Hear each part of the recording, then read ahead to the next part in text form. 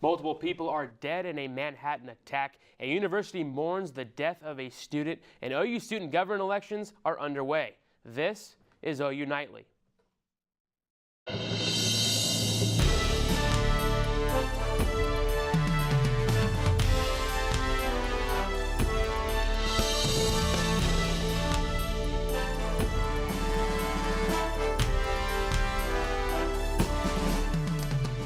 One person is in custody and multiple people are dead after a truck plowed into bikers and pedestrians on the West Side Highway bike path in Lower Manhattan. There were reports of gunfire, and law enforcement sources say it appears to be a deliberate attack. And Cal Day joins us in the news center with more information on the attack. Cal. First responders are now on the scene in Manhattan, just a few blocks from the One World Trade Center. As many as 8 people are dead and multiple are injured following the wreck. The driver then emerged from the vehicle and appeared to have a gun. The suspect is in custody and is currently being transported to a hospital after being shot by police. The FBI's Joint Terrorism Task Force is now heading the investigation. Authorities have also confirmed that no other areas are being shot. Stay with OU Nightly for the latest as this story develops. Classes were canceled today at the University of Utah after an international student was shot and killed Monday night following an attempted carjacking near the campus. The suspect, who has been identified as 24-year-old Austin Butane, is now behind bars after he turned himself in at a city library following an overnight manhunt. Authorities say the shooter and his wife are also persons of interest in a homicide that occurred last week in Golden, Colorado. Netflix shut down production of the 6th and final season of the drama series House of Cards. Today's announcement follows accusations that lead actor Kevin Spacey sexually assaulted a 14-year-old actor years ago. Spacey apologized but said he did recall the incident. The release date of the final episodes of the award-winning show is unknown. White House Press Secretary Sarah Sanders says the Trump campaign is not at fault for the actions of George Papadopoulos. All of his emails were voluntarily provided to the special counsel by the campaign, and that is what led to the process and the place that we're in right now, was the campaign fully cooperating and helping with that. What Papadopoulos did was lie, and that's on him, not on the campaign, and we can't speak for that. The former Trump campaign advisor pleaded guilty to making false accusations to the FBI in regards to the Russia meddling investigation. And Reagan, the Trump administration continues to distance themselves from the Russia investigation. Thank you, Cal. Well, the general elections for Student Government Association opened this morning at 9 a.m. Students took to the streets to campaign for the individuals running for president and vice president, along with SGA Student Congress districts. The university is offering 2 locations where SGA polling will take place: the Oklahoma Memorial Union Food Court and the Bookmark Cafe at the Bazell Memorial Library. Polling locations will be open from 9 a.m. until 9 p.m. on each day of the voting. For students who cannot get to those locations, polling will also be available online at OrgSync using a 4x4 and password. Every vote counts. And honestly, so far in the past elections that we've had here at campus, there's really a low turnout in the vote. It's about 10%, and we're like a 24,000 student campus, and honestly, those numbers are kind of sad. General elections will close at 9 p.m. on Wednesday, November 1st. 5 earthquakes have been recorded today in central Oklahoma, including one with a preliminary magnitude rated at 4.1.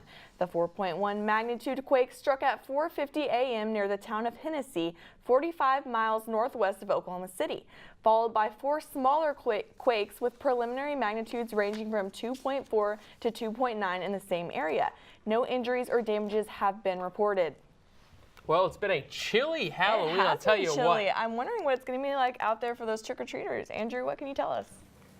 That's right, guys. I'll have more on the Halloween forecast coming up in Maine. Right now, I just want to show y'all exactly where those earthquakes were in case you don't know. Just south of Enid is where that 4.1 magnitude quake was. We filtered out some of the smaller ones around it because that really is the big dog right over there. And then there was an isolated 3.1 east of Woodward. Now, it has been cooler. We've cooled down 12 degrees here in Norman over the past 24 hours, and that's kind of what we've been seeing lately as we're transitioning into fall. We've been cooling down, warming up a little bit and cooling down, and that's really what we should expect to see coming up over the next week. But coming up in our main weather, I will have trick-or-treat forecast, warming up, and will fall. Stick around and find out. Thanks, Andrew. Oklahoma and Texas are teaming up to provide housing vouchers for low-income residents in Houston. The flooding from Hurricane Harvey damaged several Houston Authority properties, affecting more than 900 families. Vouchers can be used to rent housing there or in another city. The program relies on federal funding to provide the rental housing in the private market at an affordable price. Multiple rural hospitals in Prague, Fairfax, Haskell, and Drumright are suing their insurance provider Blue Cross Blue Shield of Oklahoma. These hospitals have requested a temporary restraining order after the insurance company allegedly said it would cut provider reimbursement rates. The hospitals say calls and messages to the insurance company have gone unanswered since October 3rd, and the lawsuit alleges that the provider does not favor supporting rural critical access hospitals. A hearing is scheduled for Friday. Still to come on OU Nightly, iPhone X hits store shelves just in time for the holidays. And the legendary Bedlam blood battle continues.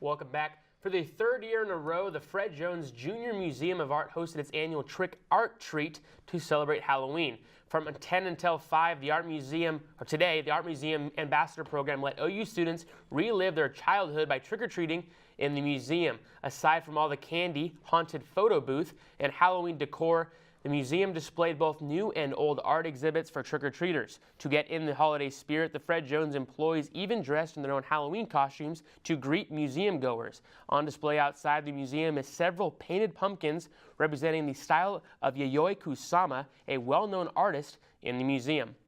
So we have about 30 pumpkins that we're definitely going to need to part with before the end of the day. So around 4:30, we're going to ask students, staff, anybody on campus to come by and grab a pumpkin, and it'll add to your holiday decor at home. To see all of the costumes from today, use the social media hashtag FJJMA Halloween. Well, it's time for the Bedlam Blood Battle again. Will it be OU or OSU who will win the Bedlam Blood Battle trophy and bragging rights this year for most blood drive participants? Oklahoma Blood Institute and the University of Oklahoma will team up from November 13th through the 17th for the drive.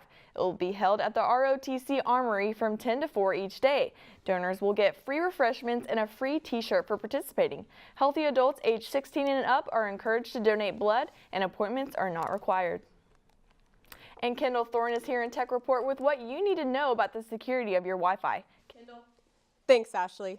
There may be a crack in your Wi-Fi security. Well-known companies are taking precautions against crack, a Wi-Fi vulnerability. Short for key reinstallation attack, it allows hackers to break the encryption and steal personal data. When an unsuspecting user connects to a hacker's copycat Wi-Fi, their private information is exposed. Good news is, tech companies are already updating their software to prevent attacks. Apple recently released iOS 11, which contains a security fix for the crack attack. Facebook estimates around 126 million people were influenced by a Russian troll company.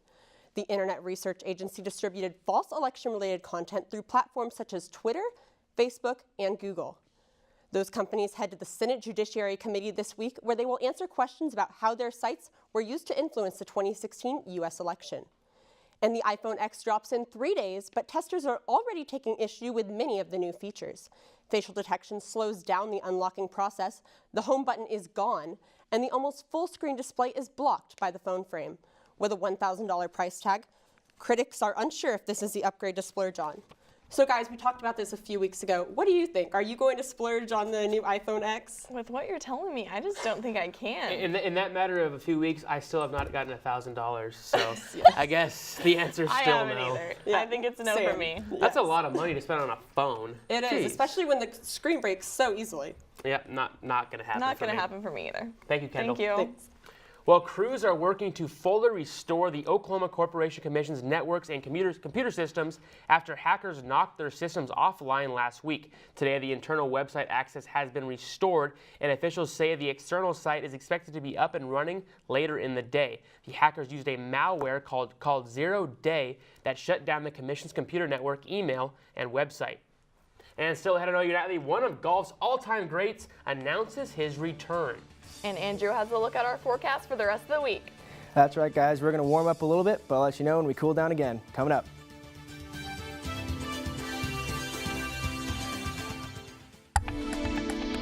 Welcome back to OU Nightly. It's been a cloudy fall day in Norman today. And you know what? Temperatures have been pretty nice, though. Here we have our cloudy skies that we've been seeing really all day. We had some rain come through earlier, but it's feeling pretty nice outside. It's 48 degrees right now. Winds east-southeast at 6 miles per hour, dew point at 27. Really feeling good. All the rain is out of the way. And right now for the rest of the state, though, we're all sitting right in those 50s to 40s, feeling really good. Wonderful fall day for us here in Oklahoma. Here's what we've been seeing the past 6 hours on our radar machine. We got lots of rain pushing through. It drizzled a little bit. It wasn't super heavy. We had some snow up here near Woodward earlier this morning, and a lot of the snow, well, that all went up in Kansas. Didn't see a whole lot of it here, unfortunately, but that could change later in the year. Trick-or-treat forecast. It's finally Halloween, spookiest day of the year. Really, we shouldn't see too much of that rain sticking around, so we can X that 5 p.m. rain out. It should be a nice, cool, but cloudy evening here in Oklahoma. Pretty calm winds, so honestly a beautiful day to go out and trick-or-treat.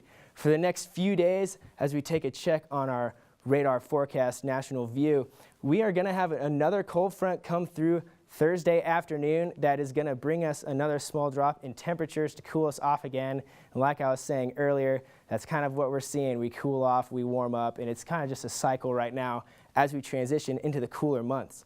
Lows tonight, 41 here in Norman, below our normal of 47, which is, we had the cold front push through earlier, and that's bringing us down.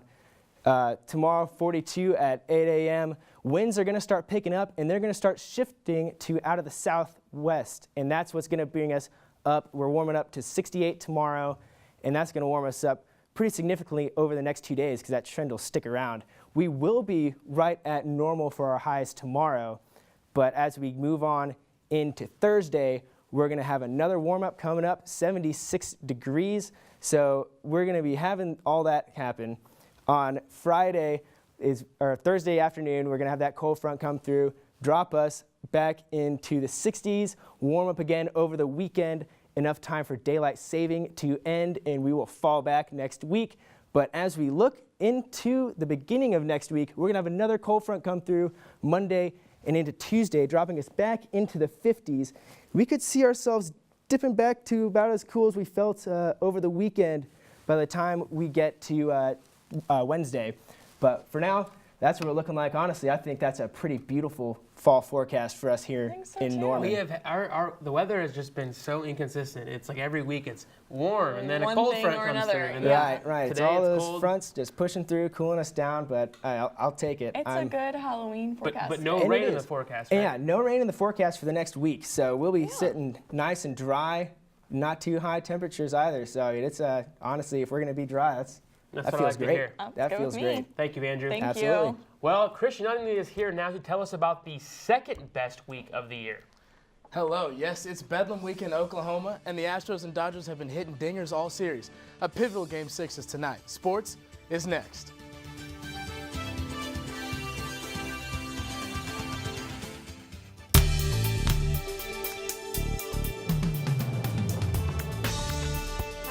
Welcome back. Last week, the Sooners took down Texas Tech in dominating fashion, and the wins need to keep coming. This year's competitive Big 12 leaves very little margin for error. It doesn't quite feel like it, but it's Big Bedlam Week, baby, and the Sooners and I could not be more excited. College Game Day will be making the journey to Stillwater to watch both of these high-powered offenses clash. Throughout history, this battle has been a tad one-sided, so Coach Lincoln Riley is hoping history repeats itself this Saturday.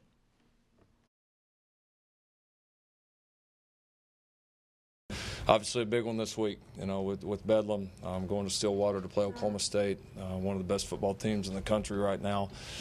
And honestly, probably to me, you know, having seen them the last few years, probably they're probably as well-rounded as they've been, I think, since I've been here. After 4 straight wins, for the Pokes, the things have been looking up. Last week, the Cowboys took down West Virginia in a monsoon that didn't seem to affect Mason Rudolph. Rudolph threw 3 touchdowns, 2 of which to James Washington.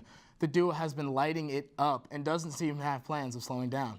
Coach Gundy believes preparation can give them the keys to a win. And so with these guys, what I think's happened is they've been hungry. And they've worked hard. And I mentioned to you guys, I said, hey, they're practicing good. They're engaged. They're intense in individuals instead of going through the motion. Last night, basketball stars Kadeem Ladden and Jordan Shepard visited Sooner Sports Pad and showed a little insight into what we can expect this season. The show re-airs right after this newscast. And the Ezekiel Elliott saga continues. After having his trial date pushed back, the Cowboys star running back is back under suspension. Yes, you heard that correctly. Yesterday, the U.S. District Court of Southern New York ruled the star ineligible to play until December 17th.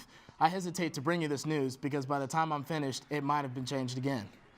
These two teams' seasons are coming to a close. The Astros hoping tonight is their last game. This World Series has been one for the history books. And I mean that literally. Maybe it's been the baseballs, but there has been no shortage of home runs.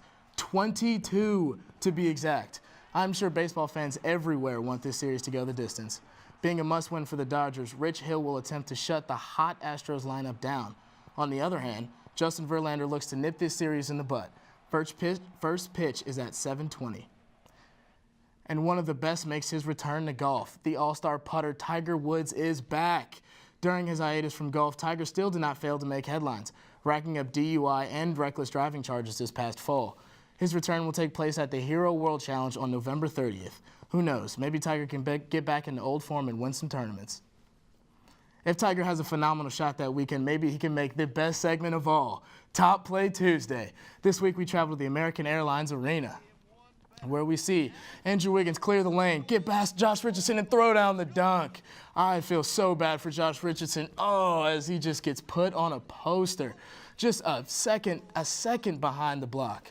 It's unfortunate, Guys? I mean, look at that. Just stuffed. Yeah, it's wow. unfortunate, yeah. All right, well, back to that Zeke story for a second.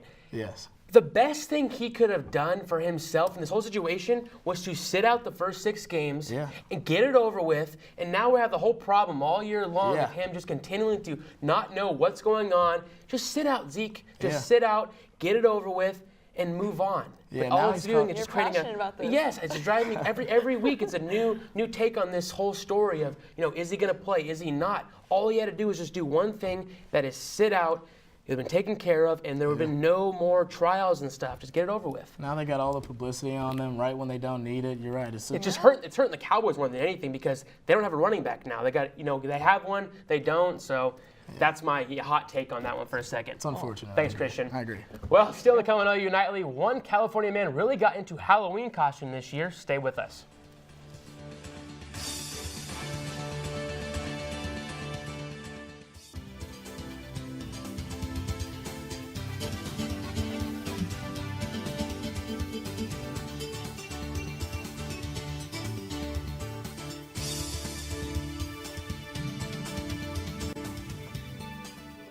I'm Shiloh Sellers at the Update Desk. And more on the Manhattan shooting. The NYPD is working with FBI to investigate the act of terrorism. All officials would reveal about the shooter is that he is a 29-year-old male who is not from New York. Officials also confirm that upon exiting the rented Home Depot truck, the shooter yelled, "God is great" in Arabic. While arresting the shooter, police also confiscated a pellet and paintball gun.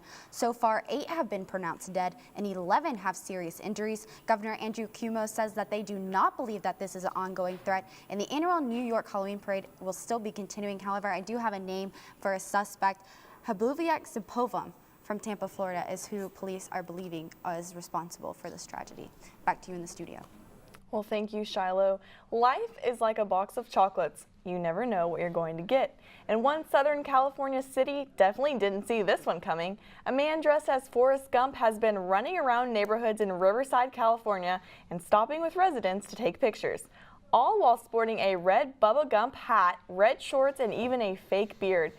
The man will only identify himself as Forrest Gump, saying it doesn't really matter who he is, and all that he cares about is that he made people smile. Kid, that is a phenomenal Halloween costume right there. That's Forrest Gump, one of the best movies of all time. I would definitely stop and take a picture. I definitely agree. Oh, for sure. It's an amazing movie. Well, we are getting an extra hour of sleep this week, and I think that ties into your fact this week. What do you got? And that it does. That's right, guys. Weather fact of the day. Daylight saving actually did not start in the United States. It started in Canada in 1908. So they beat us too, our neighbors to the north. That's cool stuff. I like it. Well, thank you for watching Early Nightly, brought to you by Gaylord College at the University of Oklahoma. We'll see you back here tomorrow night, live at 4:30. Have a great evening. Good night.